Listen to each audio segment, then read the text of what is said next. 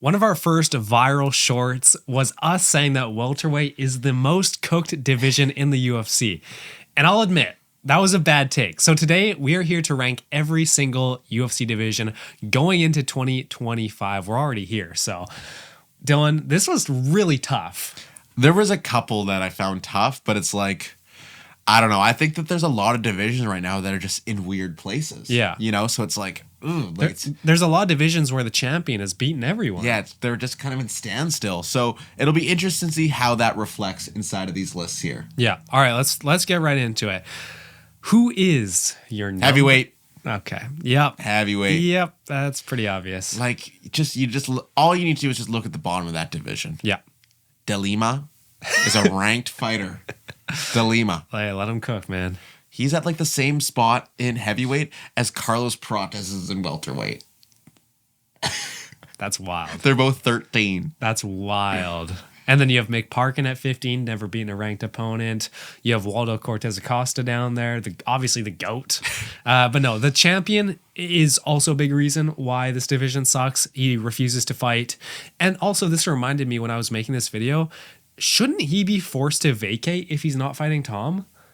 So that makes me think, are we getting the Tom fight or not? Because if not, just vacate already. Let Tom have it. It's just like even if no matter who the champion is, it's just like no one's gonna beat them except for the other person. There's such a big skill gap, I think, between Tom and like Tom Jones and then the whole rest of the division. Like the third most skilled fighter in that division, whoever you want out of Gane, Volkov, or maybe even Almeida.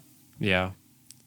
They're not even close. And that's so bad. If you're looking at those guys for the next top talents, guys who already have losses, got submitted in, a round to John Jones, it's just brutal. Yeah. I think Tom Aspinall is really the saving grace of this division. It was the only thing that debated having it higher because he is the future of the UFC. Like, he's probably top 3 future of the UFC.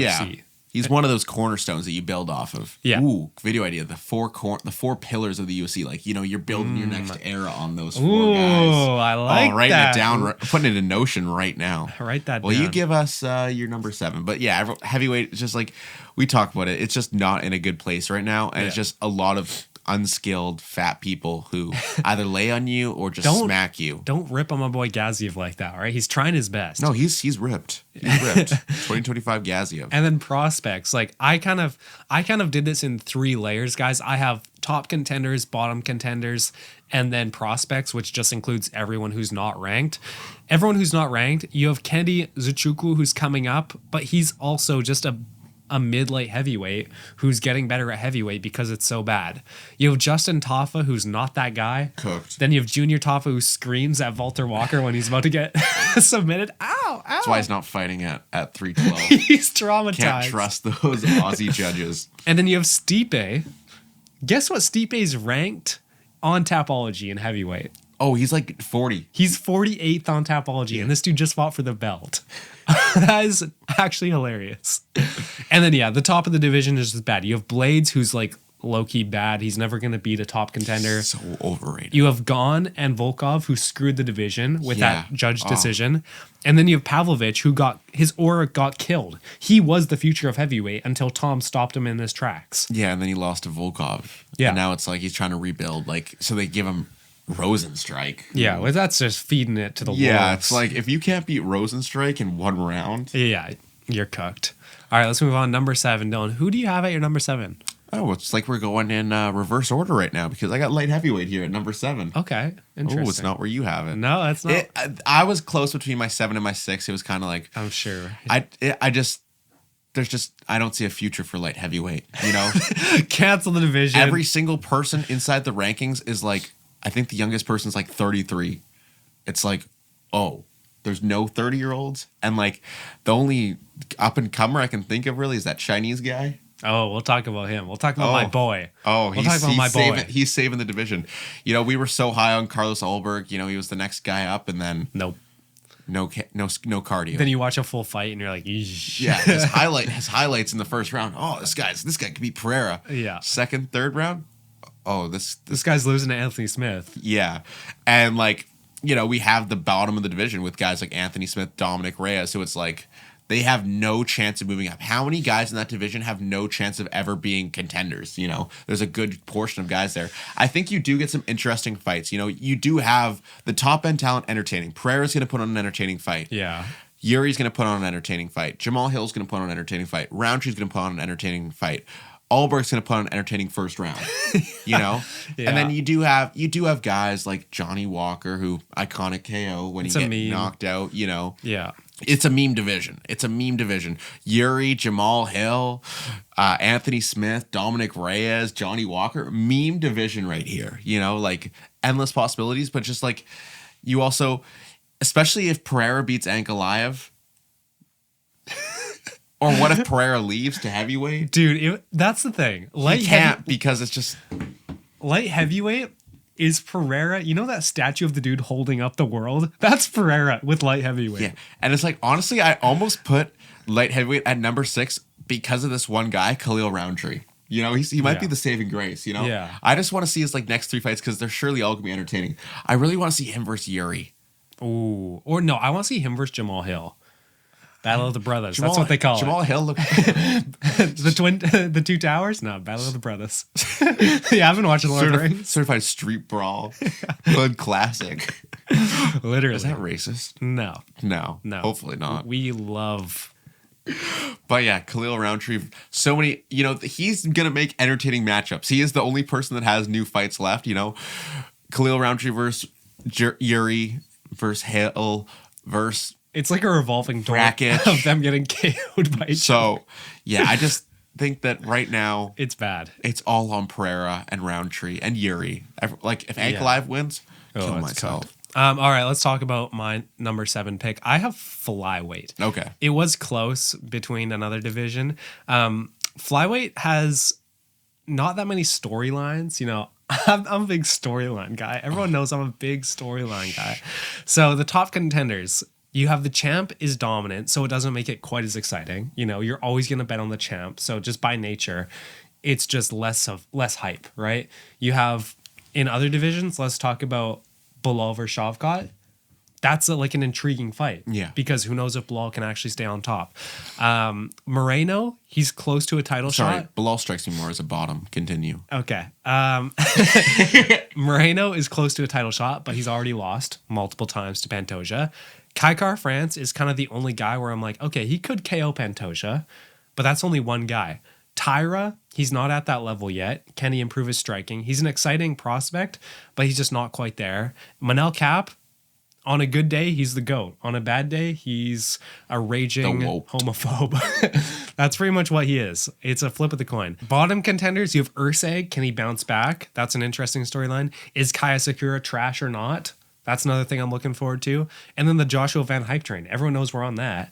So it has some value, some substance. It is a more skilled division than something like light heavyweight, which is, I guess, you know, you can take that into consideration more. The only prospect that I'm really excited about is my boy Loner Kavanaugh. Everyone knows I'm the biggest Loner Kavanaugh fan on YouTube. So that's why I have that division. It just doesn't have much going on for it. All right, my number 6 is flyweight. So a lot of the same reasons. And I think that if this video was filmed pre-November, this division might even be lower. But just like the two great fight night main events we had with, I mean, Tyra and Royval was amazing, you know, and then we had the Moreno just beating up an Albazi, but it's just like, okay, you know, maybe there is a future. Maybe one of these guys could actually beat Pantoja. Maybe. You know? And it's like, it's just a little bit deeper than light heavyweight, you know? Like, people you actually want to watch fight, Pantoja, Royval, Moreno, Albazi, Car France, Kopp, Ursig, I think I'm probably missing someone in there, like Tyra. Oh, Tyra. Yeah, and then but then you also have the guys that were down, Joshua Van, Kaya Sakura, even Charles Johnson's entertaining, you know, his whole I'm gonna fight 5 times a year. Yeah. So like there's just a little bit more going on, you know, and it's tough to put flyweight at 6 because like you don't get those KOs, but we've been seeing some better striking, you know, entertaining fights. They aren't just laying on each other the whole time, you know. Yeah. And it is stunted by Pantoja being at the top and being too good, and he's beaten every single person. Yeah. So like, I'm okay with, you know, Tetsuro Taira. Like, let's keep him away for like 2 years. Yeah, I agree. know, let's keep him away, and then he can come back eventually. Or if Pantoja eventually retires, because he's almost 35 now. He's turning 35 this year. Yeah. So it's like, we need a new champion. Tyra, face of The UFC. basically, yeah. All right, I'll move on to my number 6 is light heavyweight. We just have them in reverse order. Alex Pereira is a great champion, like one of the best we've ever had, and I'll never miss one of his fights. So he really does carry the division. Unfortunately, he has run through most of the division. If he gets through Ank, there is really no one else other than Olberg if he wins. That'd be tough to run through Alberg, but yeah, it'd be tough. He runs through you. Yeah, so Ank Alive is really the only intriguing matchup, but I think he still wins that, which is good, because if Ank Alive gets to the top, I think this demotes the division really badly. Light heavyweight's not canon anymore. No. Top contenders, you have Ank Alive, who is a good fighter. He's just doesn't have a personality. He's good. Doesn't add much to the division. Good fighter. Yeah, if you look at other number one contenders, way more skilled. And they have Yuri. Obviously, he's still really good. We saw him beat Jamal Hill. Hill is okay. He's funny because it's like you want to see him lose. He's a good villain to hate on. Yeah, and he's just so slow. Yeah. He is so slow. Khalil is also one of the most exciting up-and-coming guys who I'd put in the top half of contenders.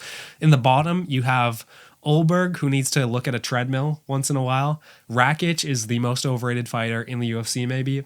Overranked, yeah. Uzdemir is as mid gets. Oh, I didn't even mention him because he's that just... He's mid. You forget about him. Dominic Reyes title run, that's interesting. Can we see that? Walker is fun to watch, nothing else. He's not good. Mm-hmm. He has crazy genetics, but that's about it. And then prospects, you have Mingyang Zhang, who's hype. My goat. The GOAT. Dude, that dude's kickboxing, unreal. So good. Umar Sy, who's undefeated, getting his shot in the rankings against Alonzo Menafield. I forgot, a guy like Ibo Aslan. Yeah, Ibo Aslan is he's fighting soon. He's a killer. I think he's fighting maybe 3. He's fighting within the next couple of months because I was looking at him. So they have some decent prospects, which is why I put it slightly above flyweight. Fair enough. But, also, Anthony Smith, one more fight in April. Don't care. He's got one more fight. I literally don't Retirement fight. Imagine how emotional that retirement package is going to be. I'm not going to be crying. I'll be weeping. Moving on to my number 5. This might be crazy. Number 5, I have bantamweight. Okay. It is just at such a standstill right now. Guess what I have at number 5? Bantamweight? Bantamweight. Oh. Because I feel like we filmed this video probably 6 months ago. I feel like we had bantamweight top 2 or 3. I think maybe it was top 3 for sure. Yeah. So a little bit of a fall from grace for it, but it is just at such a standstill with Merab being your champion. He's beaten every single person, and even when you look at the bottom guys in bantamweight, it's like, oh, you're not that great. Oh, Cody Garbrandt just lost. Chiwewee's one of your top prospects, And it's like Rob Font, Kyler Phillips, Mario Batista, Jose Aldo. It's like, oh, none of these guys are actually that good. They're just they're washed up now. They're top 8 from Song Yadong and higher. Really, really good, And you can make awesome fights within that top 8, excluding Merab. And that's their biggest issue is that you have no exciting or entertaining or fights we haven't seen yet with Merab. Except for Sandhagen. And we don't need to see that. I don't want to see it. It's going to be a worse version of O'Malley. Yeah, it's going to be a worse version of Umar if Umar 50-45 Sandhagen. Yeah, for sure. Merab's cooked. Sandhagen's cooked against Merab. He is, yeah. I find Merab, he's an okay champion, He's better. He grows on you. Yeah. He grows on you, man. It's like he doesn't have an exciting fight style, so it makes it hard to have a massive star. He'll never be a massive star because of his fight style. Yeah. Right? He has a 75% chance to have a boring fight. Let's be realistic. Umar was a great fight. Honestly, amazing. But I would say that's a rare case rather than the normal. And I do find him very annoying in press conferences. He is so good on social media. Yeah. And in the pre-fight hype, press conference, it's terrible. Yeah. He's waffles terrible. and waffles and waffles. He's trying so hard to have a McGregor-esque clip. He's trying so hard that it's just stop. Yeah. And then the top contenders, you have O'Malley, who only has one loss realistically, so he could easily make a comeback and still be a top contender for years. Oh, yeah. Or he can move up. And then you have Jan and Sandhagen, which are both very skilled fighters. And I think you have Umar versus Peter Yan, which would be one of the best fights that you could make right now. So you do have some of the highest skill cap in the bantamweight division, but then in the bottom you have Cejudo, Font, Vera, and Batista, and Aldo. 5 fighters in the rankings, which are just so mid. And that's not including Ayman Zahabi and not Marcus McGee. He's the only one I like in that bottom. Oh, Montel Jackson. Montel Jackson, yeah, and the one that you mentioned, Kyler Phillips. So the bottom half of bantamweight is genuinely trash. The prospects, there are quite a few. You have Basharat, who's undefeated, Rosas Jr., Talbot, who's not undefeated anymore, and Said Nurmagomedov, who's a pretty big prospect. That's it. Yeah. Yeah, so you have a few. Not bad. Not great. It's just a division that's at a weird place right now. If Umar would have won the belt, it's a different division just because you have so many more title fights you can make, you know? Yeah. You have Jan versus Nurmagomedov, you know? You have just more narratives. It's just a division that's lacking narratives right now. The biggest narrative right now is O'Malley versus Sandhagen, and that's honestly might be the only narrative going on in the division right now. Yeah. So storylines, they make sports. People watch sports for storylines. Although we know it's not WWE, it's not scripted. People want storylines. That's what builds up the hype for a fight. The biggest fight of all time was Conor versus Khabib for a reason. It had the greatest storyline of all time. One of the other greatest rivalries, John Jones versus DC, it had those storylines. We need storylines for fights to be good. Yeah. You know, they builds up the hype. It increases the intensity inside of the ring. All right, who's your number 4? 4 and 3 were tough.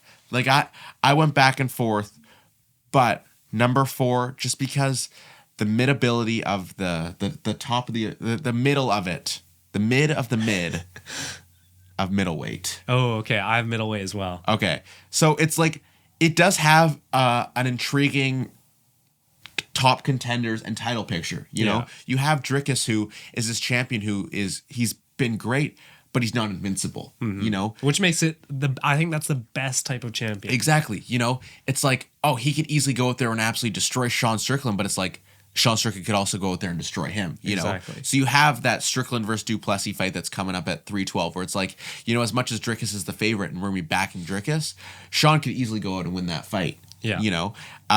You have Hamzat. You obviously have that Hamzat who, you know, is he the most dominant fighter inside of the UFC right now? You know? And then at the top, you still have a guy like Israel Adesanya, who is, I mean, he's going to put on an entertaining fight. You know, his striking is great. Robert Whittaker, also another guy who's going to put on an entertaining fight. And then you have guys like Barajo and Cannonier, but then after that, you get, I mean, Imavov too, he can be entertaining. He could also be in a snooze fest, you know? But then when we get to the middle, Vettori, Brennan Allen, Delice, Paulo Costa, Hermanson. That's hurting. Yeah, that's it's bad. Like, it's the mid of the middleweight. Yeah. But then you do, at the bottom, you have some guys who are entertaining. Michel Pereira, you know. Yeah. No gas tank, but he'll do a backflip. He'll do a backflip. That's all we care about. As much as we harp on Shara Bullet, entertaining fights, you know, because they're standing up. And we saw Anthony Hernandez go out there and absolutely destroy Michel Pereira. Yeah. But it's like, it's so tough, and it's like a division also where it's like the prospects just aren't like amazing prospects. We aren't seeing these amazing higher weight class prospects coming up right now. For sure, yeah. All the prospects we're seeing right now are basically bantamweight to lightweight, and I mean welterweight, you know. Yeah, I agree. I think the main thing I want to say is the champion is great because he's good at press conferences. He's good on social media, and he's one of those fighters where you're like, okay, I have to watch his next fight because surely he has to lose. Yeah. Right? Like, surely he can't keep winning. So I like that. Top contenders, you have Strickland, who's good, but I'm getting tired of watching him a little bit. Hamza is by far what carries this division, I think. Like, the excitement and the hype around him getting that title shot, you cannot miss a Hamza fight. You just can't.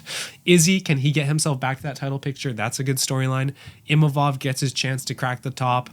And then Whittaker is an OG who's going to be, you know, still one of the most skilled fighters in any division. Feels bad for Imavov. He's going to get a win over Israel Adesanya and not have a guaranteed title shot. Yeah, that's pretty That's wild. crazy. That is because pretty he's like, wild. everyone knows Shemaev is obviously next, but it's like Imavov versus Imovov's still 3 fights away from a title shot at this point. And then, yeah, like you talked about, that bottom division is just so bad. Shara is exciting because you want to see him get fraud checked. At least we do. So I like that.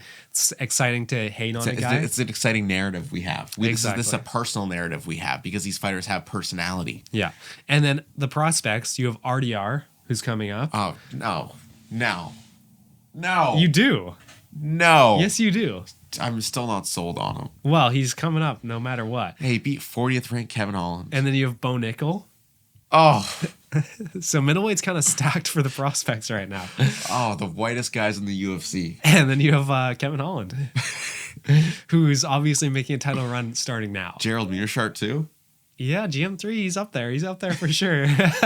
You know, that loss to...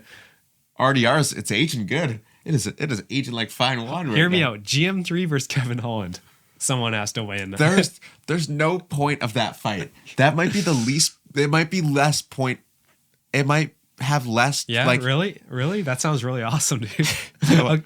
It might have less on the line than Anthony Smith versus Dominic Reyes. That was the Yeah. most pointless fight I've ever seen. Yeah. Holland versus Mearshart, even more pointless. All right, who's your number? Are we in the gold medal or the bronze medal positions? That's where I have lightweight. Me too. Oh, Wow, we're so similar. man, get original. A year from now, this division could be in the bottom 3. It could. 2 years from now, this division might just be erased. Yeah, You know? yeah. Because we obviously have the most dominant champion side of the UFC, Islam Makhachev, who has beaten the whole division. And there's only 2 fights in the top 5 that we haven't seen before. Arman versus Islam, which we were supposed to have at 311, obviously canceled. But, you know, it's still an exciting fight that we are eventually going to see, ideally in 2025. Yeah. You know? And then you have the Max Holloway fight where any Max Holloway fight is going to be, you know, it's going to be a fun build-up. You know, we're going to have all the fans behind him.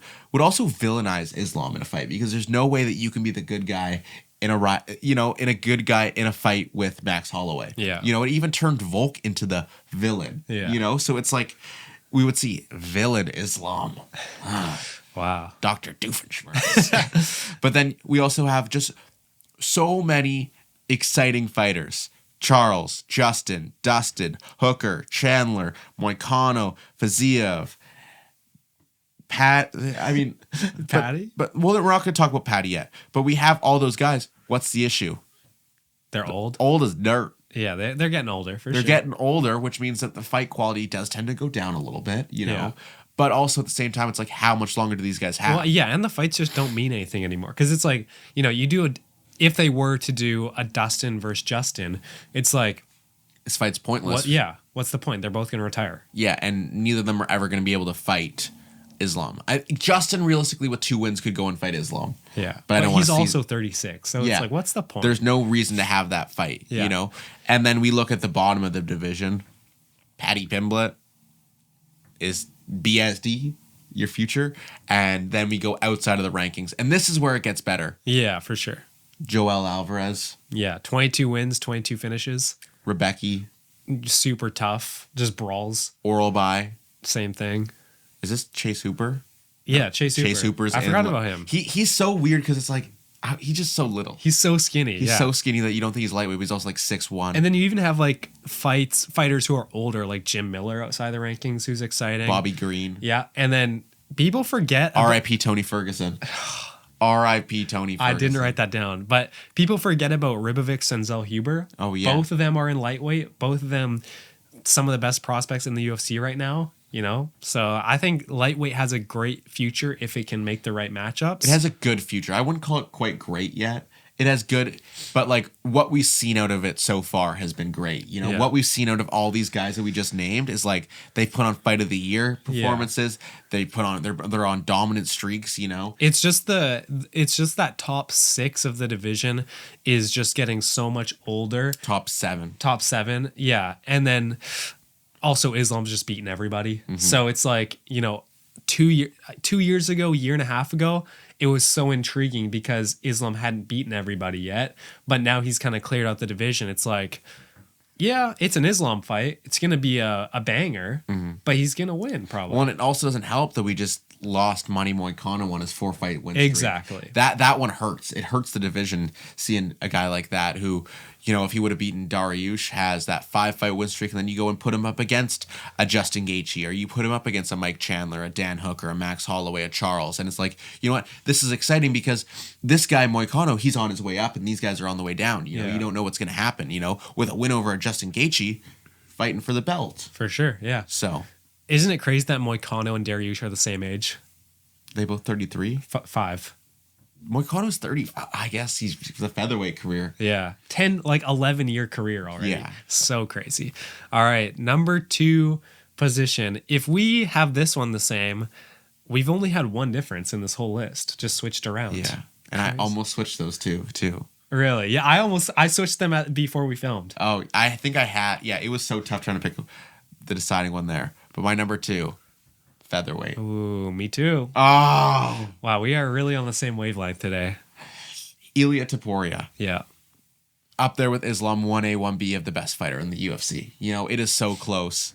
And when you have the best fighter in the UFC as your champion, no one else can touch him. There's no one in this division right now who can touch him.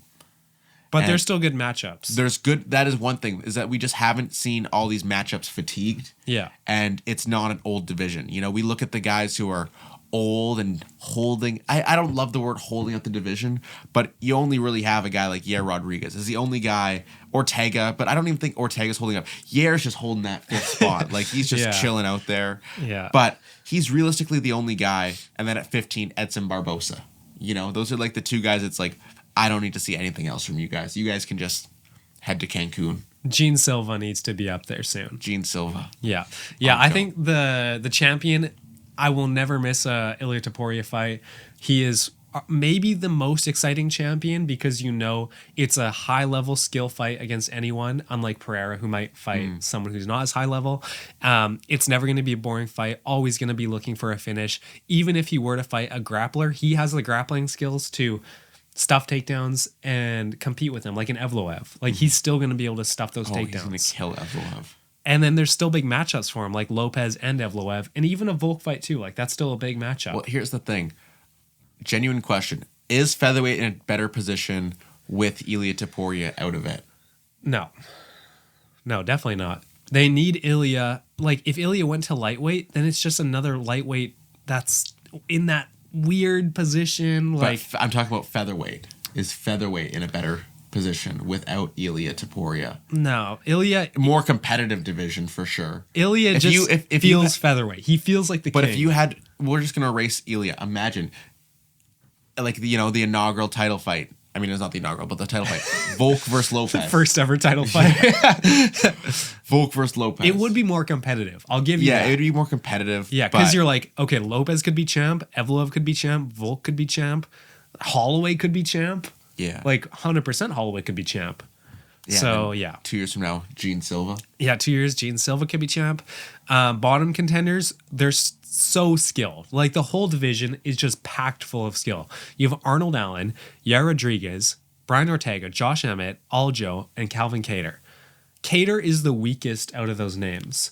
Yeah, and he's still not bad. Yeah, you didn't even mention a guy, like, as much as we aren't super high on him, Lerone Murphy. Yeah, undefeated prospect. Yeah. For sure. And even a guy like Giga Chikadze, he put on a good fight against Arnold Allen. Bryce Mitchell. Dan Ige puts on a good fight every time he's out there. Yeah, there's no boring fighters in the featherweight division. Outside of maybe Bryce Mitchell, but like, yeah, Bryce Mitchell versus Aljo fight wouldn't be the best. Prospects, you have lanky Sean Woodson, the 6'3" guy. Joe Anderson Brito, he did take a loss in his last fight, but he's still one of the most exciting fighters. Not a prospect, but outside the rankings, Cub Swanson still looks like he's got it. Huge KO over Billy Q. What? Saying Cub Swanson still got it. Did he ever have it? Yes, bro. What are you talking about? I mean, he was like a good featherweight. Cub Swanson is a legend. Yeah. It's a legend. Because of his name. And then and then Pant Silva, who is maybe the most hyped prospect outside the rankings. I think at this point now, he's the best prospect. Without Peyton Talbot? Yeah. Yeah. He's the best prospect in the UFC now. I would say so, yeah. Because Carlos Prates is in the rankings. Well, and I think with Gene Silva is that, you you know that he's actually going to have some ground game, some takedown defense. Yes, for sure. Peyton Talbot hadn't done that. We didn't realize. Do you see he dropped some merch and then he advertised on Twitter, said proceeds go to me learning jiu-jitsu. That was pretty funny. That's pretty funny. Yeah. But it's like now we understand why the UFC just feeds these prospects, these bottom feeders. Yeah, because they're not ready. Well, and it takes so long to develop anything inside of the UFC, unless you're Bo Nickel, generational talent. Right, generational striker. Learned UFC in 3 years. I mean, he's not bad, dude. He's not. Dude, we hate on Bo Nickel, but glaze Peyton Talbot, and then Peyton Talbot loses against Raoni Barcelos, and Bo Nickel outstrikes Paul Craig.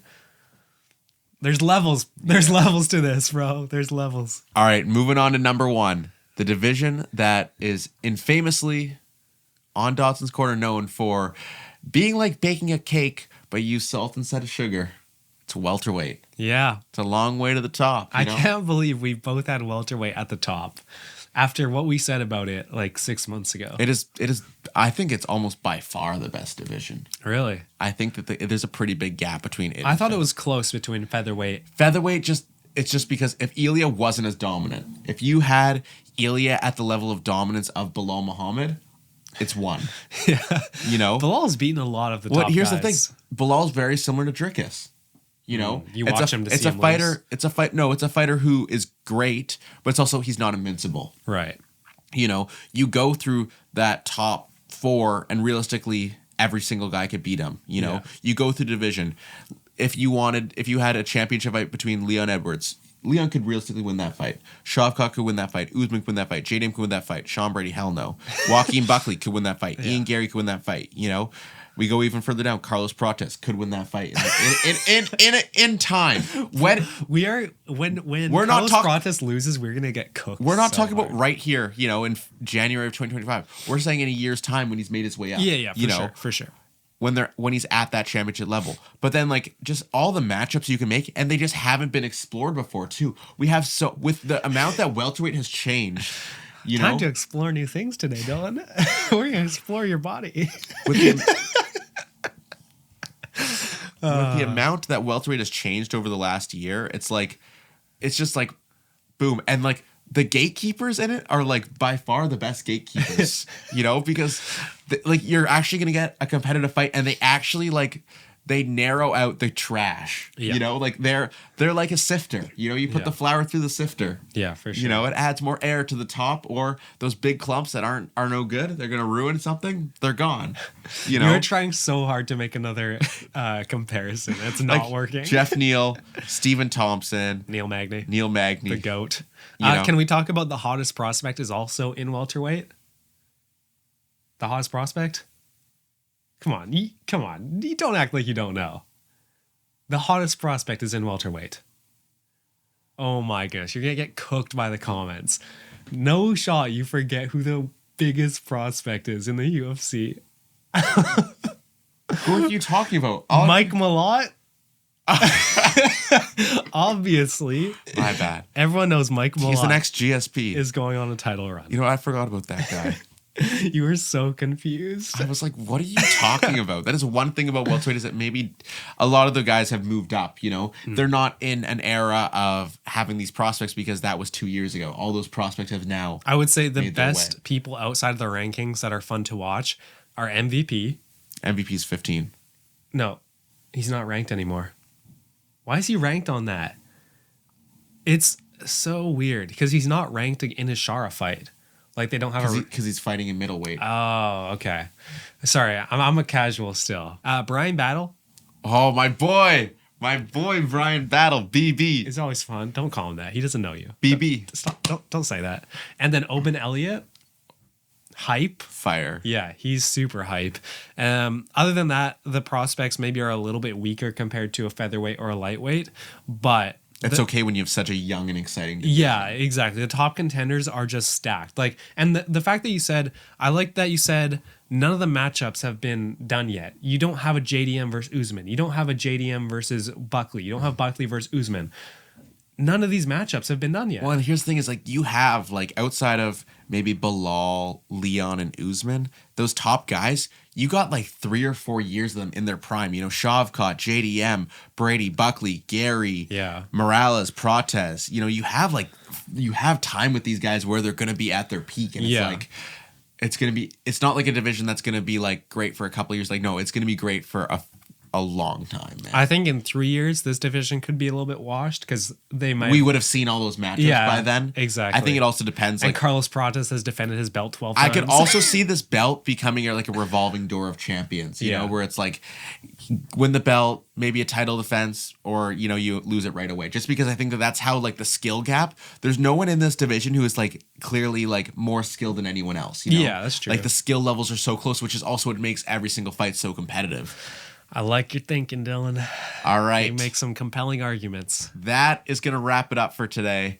Go down to those comments. Either let us know what you think the best division is inside the UFC, or give us your whole list, 8-1. And while you're down there, make sure you guys are liking and subscribing. We appreciate all the love, and we'll see you guys next time. Peace. See ya.